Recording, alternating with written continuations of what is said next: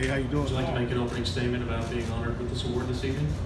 Yes, it's like I said, it's up there with any award I've ever gotten because you're not trying to win this award. You're just trying to be solid. You're just trying to be a good vet. You're trying to let your teammates know you have their back on and off the court. And I think it's a testament to character. And you have the team's best agenda. You have your teammates' best agenda. It's about them. So I'm very, very proud of this. Thank you. We'll take questions. Third row in the back. Jamal Crawford, Cameron Buford, LA News Observer, by way of What's Good in Sports. Let's talk about the city you come from, where you learned to play basketball, and what that passion of not only you, but those who come behind you, what that brings to that area. Talk a little bit about that. And is that being a good teammate, some of the lessons you learned back there as well? For sure. When I was growing up and coming up, guys like Gary Payton, Sean Kemp, Doug Christie, they really took me under their wing. And I'm a 16-year-old kid playing at the time, and it gave me hope. It made me think that these guys who are superstars in the NBA believe in me and say I can make it, I can do it. And I always said if I'm in the position, I want to go back and do the same for the next generation. So seeing a Brandon Roy, Isaiah Thomas, or DeJounte Murray, or Zach LaVine, and just all these guys come up, Nate Robinson, all these guys come up behind me, and they're doing the next thing for the next generation. And I think that's what makes our community special, especially at a time when we don't have the Sonics.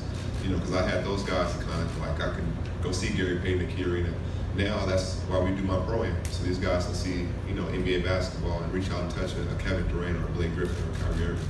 Those are guys who came to the pro-am. So, but yeah, so that's why I do it. Thank you. Thank you. Next question, back right. Congratulations on your award, by the way. Thank you. I appreciate it. Yeah, absolutely. You're welcome. Rudy Ray, SB Nation Radio.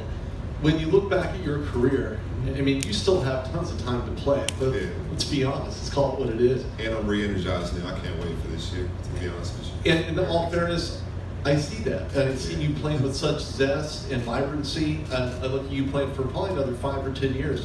When you look forward in your playing career, your personal life as well, those two kind of run together.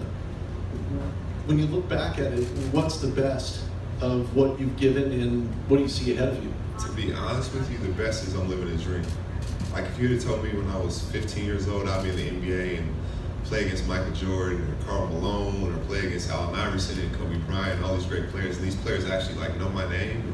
Like, are you serious? This is a dream. And I don't take it for granted. I'm not jaded. I'm not, I don't think, you know, I'm a certain level because I reached here. I'm just actually living a dream. And like I said, hopefully I can give those same kids hope that it can happen to you as well. Thank you. Next question, the back center. What's good, Jamal? My name is Ryan Jones from LA Centennial. You just mentioned you were energized. How were you able to sustain yourself as a veteran throughout all these years? I think staying in love with the game. You know, I think that at this level, there's so many different things you can get into. You can get into music, you can get into movies, you can get into, you know, fashion, whatever it is, and you should do that. But for me, I never lost track of what was important to me. You know, it's basketball. The night before I got married, I had a bachelor party with 3,000 people at the gym. That's what my night. So I've never gotten sidetracked. And for me, I think staying in love with the game. When you're in love with it, you'll do anything to play. You know, so I always play every single day. I'm always in shape. I'm always ready to go. So that's part of it. Back right. Hi, Jamal. Todd Elliott, Coast to Coast Newspaper. I've been interviewing you over the years with the Clippers, and I just want to commend you on the award, and also just say, how did you learn? And you have so much humility, and you've always been like the best and nicest interviewed person, and just so humble. I'm not sure it's something I learned. I think it was just in me, to be honest with you. Like I've always treated everybody with respect. You know, whether it was a guy who was worth $1 million when I was in high school, or the guy that was on the street, I always felt like I could learn something from anybody.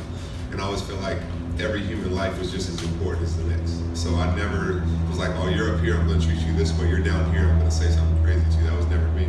And people that, you know, watched me grow up from 5, 6, 7 years old said I was always the exact same way. So for me, it's just being me. It's not an act or anything. And I'm very, very thankful that I grew up that way, because now I can teach my kids the same way. And I'm very excited about that. I can see that. Thank you. You're in the front row, in the center.